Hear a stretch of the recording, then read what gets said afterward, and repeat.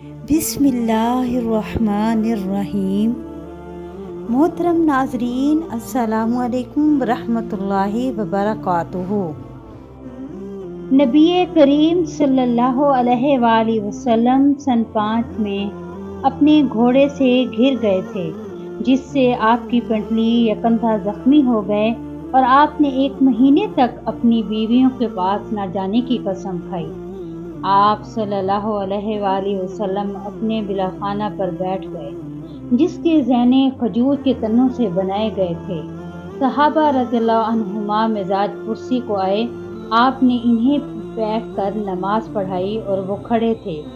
جب آپ نے سلام پھیرا تو فرمایا کہ امام اس لیے ہے کہ اس کی پیروی کی جائے، بس جب وہ تکبیر کہیں تو تم بھی تکبیر کہو، اور جب وہ رکوع میں جائیں تو تم بھی رکوع میں جاؤ، اور جب وہ سجدہ کرے تو تم بھی سجدہ کرو، اور اگر کھڑے ہو کر تمہیں نماز پڑھائے تو تم بھی کھڑے ہو کر نماز پڑھو۔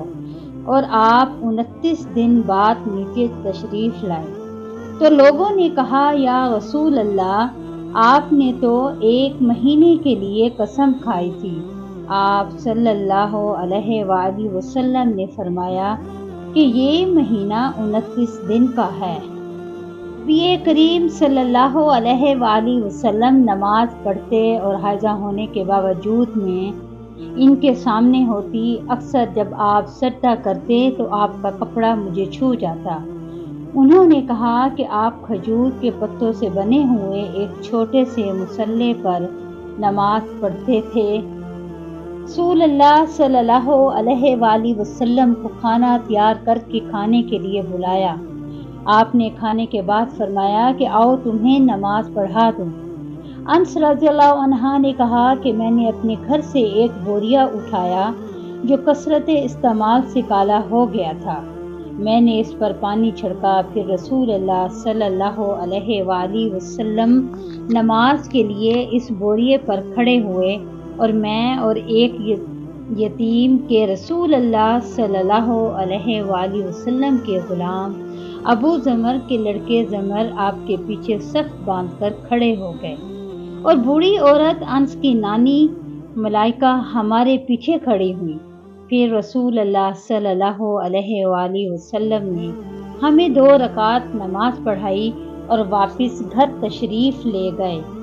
نبی کریم صلی اللہ علیہ وآلہ وسلم سجدہ گاہ یعنی کہ چھوٹے مصلے پر نماز پڑھا کرتے تھے۔ میں رسول اللہ صلی اللہ علیہ وآلہ وسلم کے آگے سو جاتی اور میرے پاؤں آپ کی قبلے میں ہوتے۔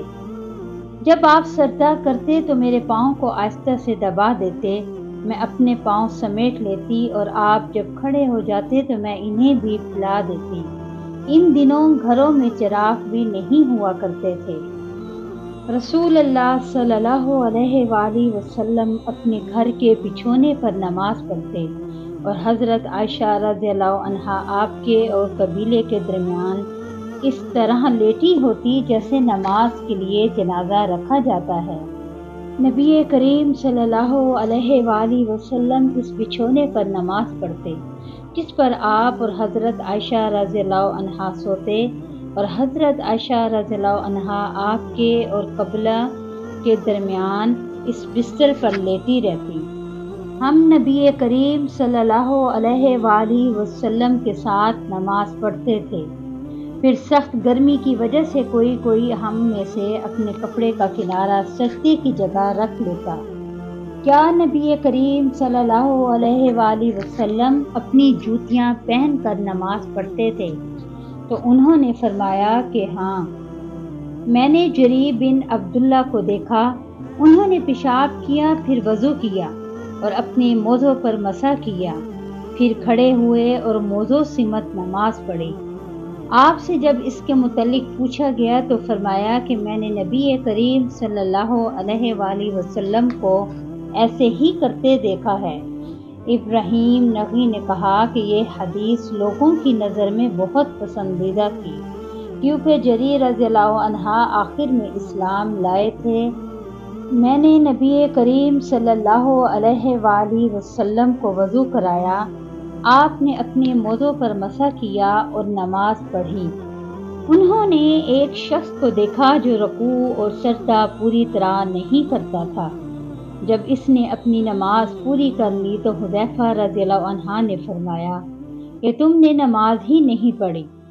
ابو وائل راوی نے کہا میں خیال کرتا ہوں کہ حضرت حذیفہ رضی اللہ عنہ نے یہ بھی فرمایا کہ اگر تو ایسے ہی نماز پر مر جاتا تو حضرت صلی اللہ علیہ وآلہ وسلم کی سنت پر نہیں مرتا۔ نبی کریم صلی اللہ علیہ وآلہ وسلم جب نماز پڑھتے تو اپنے بازو کے درمیان اس قدر کشادگی کر دیتے کہ دونوں بغلوں کی سفیدی ظاہر ہونے لگتی تھی، اور لیث نے یوں کہا کہ مجھ سے جعفر بن رابعہ نے اسی طرح حدیث بیان کی۔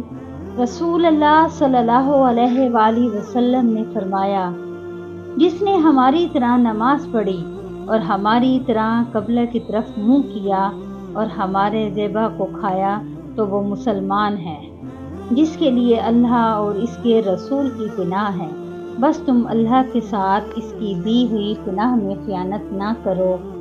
رسول اللہ صلی اللہ علیہ وآلہ وسلم نے فرمایا مجھے حکم دیا گیا ہے کہ میں لوگوں کے ساتھ جنگ کروں یہاں تک کہ وہ لا الہ الا اللہ کہیں، بس جب وہ اس کا اقرار کر لیں اور ہماری طرح نماز پڑھنے لگیں اور ہمارے قبلے کی طرف نماز میں منہ کریں اور ہمارے ذبح کو کھانا لگیں تو ان کا خون اور ان کے اعمال ہم پر حرام ہو گئے، مگر کسی حق کے بدلے اور باطن میں ان کا حساب اللہ تعالیٰ پر رہے گا۔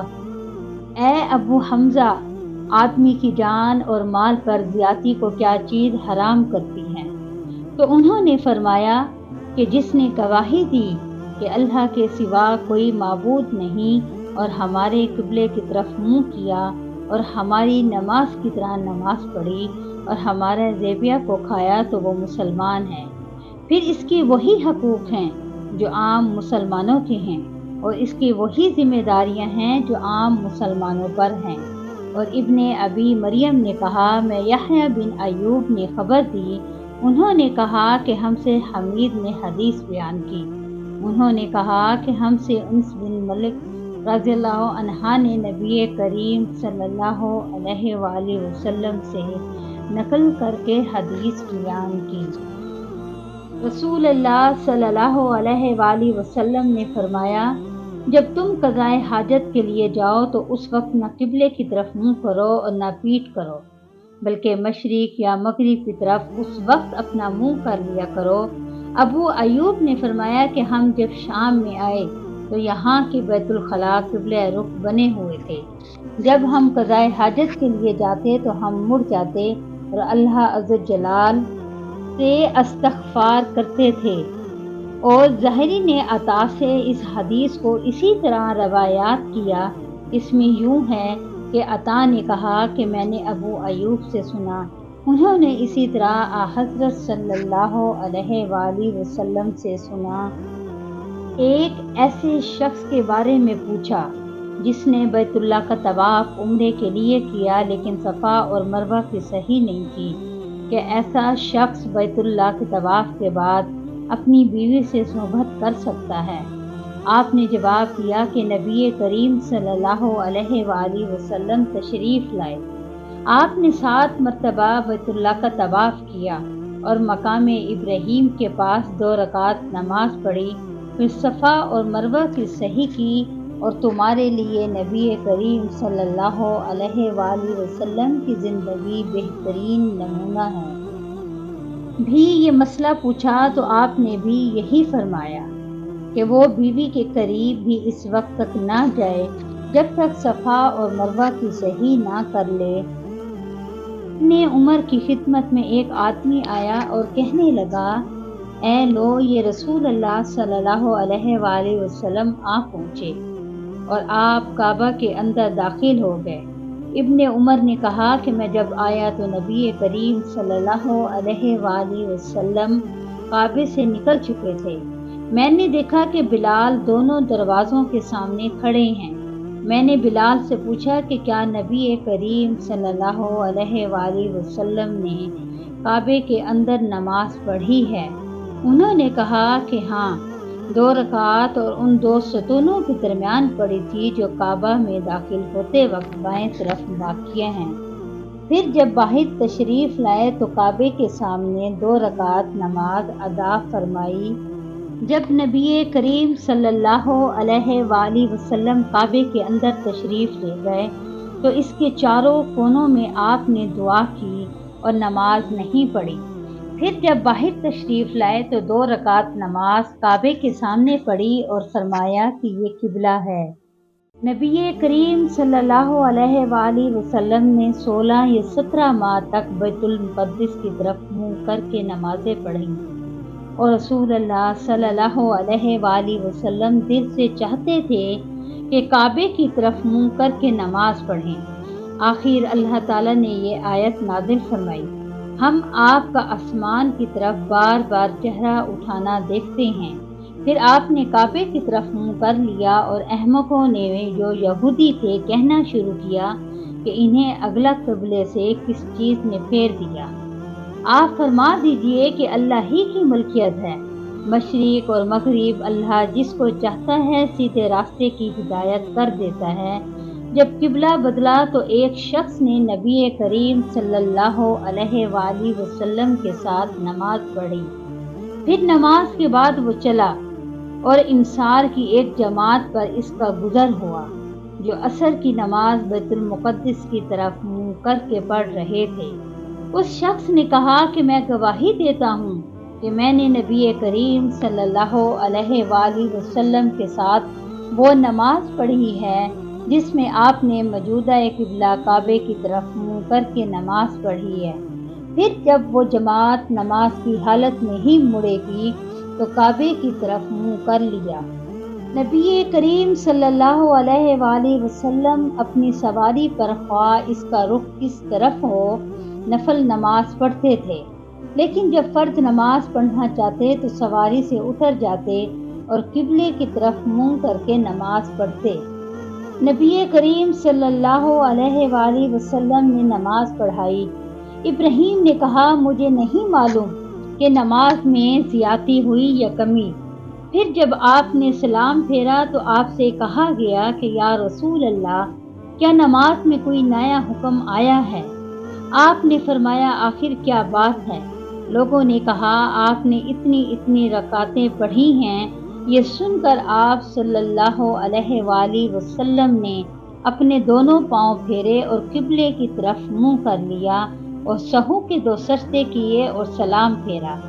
پھر ہماری طرف متوجہ ہوئے اور فرمایا کہ اگر نماز میں کوئی نیا حکم نازل ہوتا تو میں تمہیں پہلے ہی ضرور کہہ دیتا، لیکن میں تو تمہارے ہی جیسا آدمی ہوں، جس طرح تم بولتے ہو میں بھی بھول جاتا ہوں، اس لیے جب میں بھول جایا کروں تم مجھے یاد دلایا کرو، اور اگر کسی کو نماز میں شک ہو جائے تو اس وقت ٹھیک بات سوچ لے اور اسی کے مطابق نماز پوری کرے، پھر سلام پھیر کر 2 سجدہ سہو کر لے۔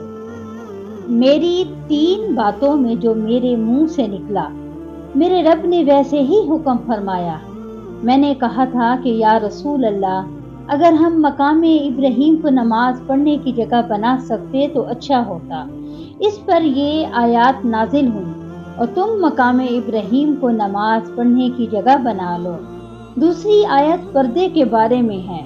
میں نے کہا یا رسول اللہ کاش آپ اپنی عورتوں کو پردے کا حکم دیتے، کیونکہ ان سے اچھے اور برے ہر طرح کے لوگ بات کرتے ہیں۔ اس پر پردے کی آیات نازل ہوئی اور ایک مرتبہ حضور صلی اللہ علیہ وآلہ وسلم کی بیویاں جوش و خروش میں آپ کی خدمت میں اتفاق کر کے کچھ مطالبات لے کر حاضر ہوئی۔ میں نے ان سے کہا کہ ہو سکتا ہے کہ اللہ پاک تمہیں طلاق دلا دے اور تمہارے بدلے تم سے بہتر مسلمہ بیویاں اپنے رسول اللہ صلی اللہ علیہ وآلہ وسلم کو عنایت کرے۔ تو یہ آیت نازل ہوئی عسیٰ ربہ ان طلقتن ان یبدل ازواجا خیرا منکن۔ اور سعید ابن ابی مریم نے کہا کہ مجھے یحییٰ بن ایوب نے خبر دی، کہا کہ ہم سے حمید نے بیان کی، کہا ہم نے حضرت انس رضی اللہ عنہا سے یہ حدیث سنی۔